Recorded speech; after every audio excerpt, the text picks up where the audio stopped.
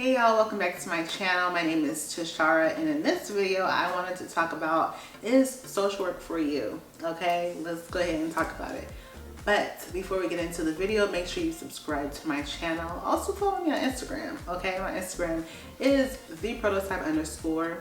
Also like this video and also share it with people who you think will gain something from it. So let's go ahead and get into the video. I have my notes here so it'll help me, stay on topic and not get too far out, because sometimes I be yapping. Okay, so I think social work is a very diverse field, and what I mean by that is I think that with a social work degree, especially in MSW, you can do so much with it. Okay, other like related fields like psychology, or should I say like maybe like school psychology, like very like niche like degrees like that, it's almost like that's a terminal degree. Like you can only do one thing with it unless you market yourself and do something else, but with the social work degree there's just so much you can do. Like I know social workers working in HR, I know social workers who've completely left social work and now working in like tech.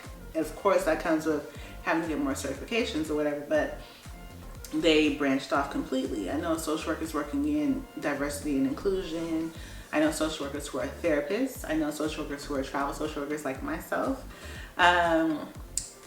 Social workers working in prisons, psychiatric facilities, hospitals, schools. Like the sky is literally the limit with a social work degree. It's very versatile. One thing that sets social work apart from other fields is this field is essentially rooted in social justice. Of course, there's a lot of people who say the history of social work is racist. Listen, every field is rooted in racism. Let's keep it a buck. Everything is racist. So yes, there is systemic racism embedded in social work. However, this is a field about advocating for people who are voiceless. That is what it's supposed to be about.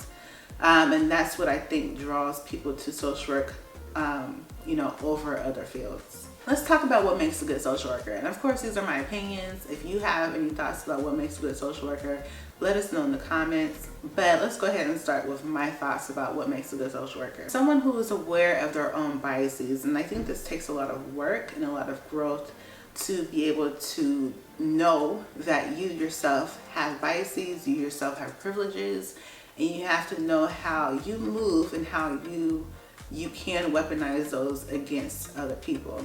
It takes a lot to become aware of it and even accept it, and also know how to prevent yourself from weaponizing your privileges or using your biases in a way that causes harm to other people.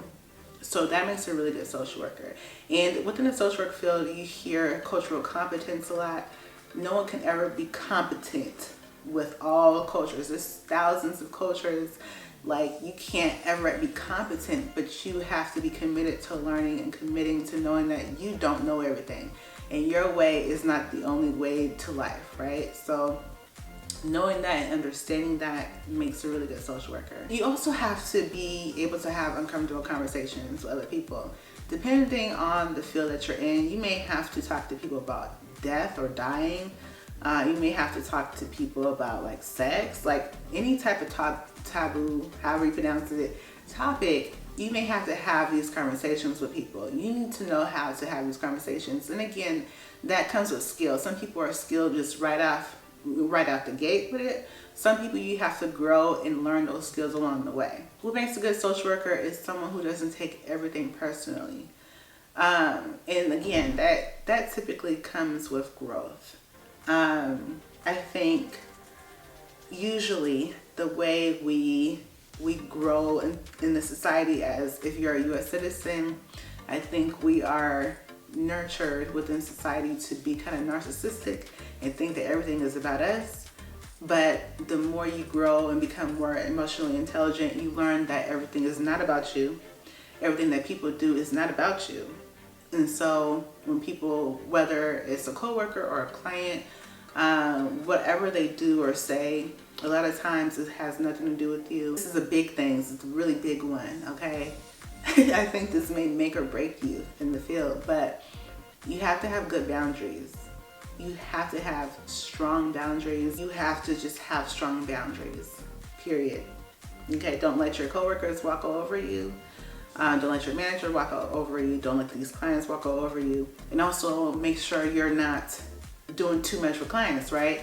Don't add them on social media. Don't follow, don't follow each other on social media. Don't be out going to the bar and stuff, kicking it with your clients. Like, some of these are like no-brainers, but like for real, like make sure you're not getting too carried away and you're treating your clients or patients or whoever like friends, like you have to have great boundaries within this field. Is to protect yourself, obviously, but also to protect your clients. As the professional, you're the one with the power. You don't want to do anything that can potentially cause harm to your clients.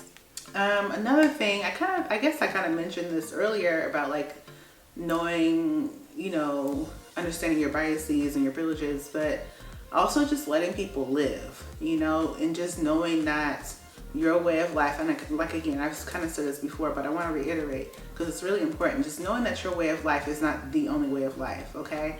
As long as someone is not, at risk of harming themselves or other people, like what they're doing is what they're doing, right? As long as they're not harming themselves or other people, that's their way of life, And I think a good example of this is like, let's say you're a CP or social worker, right? And maybe you have a homeless client that you get a referral on. Just because the parents are homeless doesn't mean that they're bad parents. It doesn't mean that you need to take the children away from them. You can be homeless and be a great parent. You can be protective. Just because someone is doing something that you wouldn't necessarily do doesn't mean that they're wrong. Their way of life is wrong, right? As long as they're not harming themselves or other people. Now, I also want to reiterate, if you do happen to pass judgment to a client on their livelihood or their way of life, that can really cause harm. So again, that's why it's really good to check yourself and know your biases.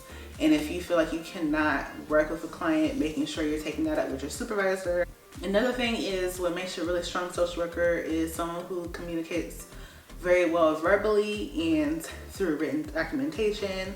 A lot of times when you're a social worker, you have to write like legal declarations and a lot of clinical documents. And so making sure that you can translate your assessment, the assessment you've done into words, or even when you're presenting it, making sure everything you're saying is short and to the point. Again, that's something that can come over time, because some people are really good with it right out the gate. Some people really have to grow into it. Like me, myself, I've kind of said this before on my channel, naturally I'm not a good public speaker, but with practice and with time, I've gotten better, more comfortable with public speaking.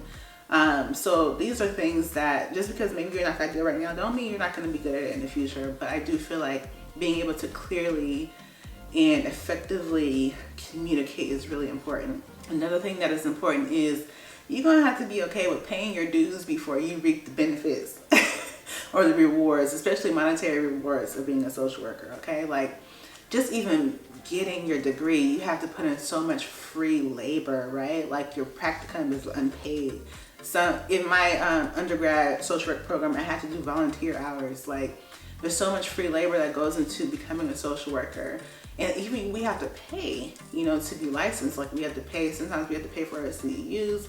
We got to pay for our licensure, our exam. Like there's so much that you have to put into it before you reap the benefits, especially like getting paid a lot more money. That comes after being licensed at the highest level, like getting your LCSW.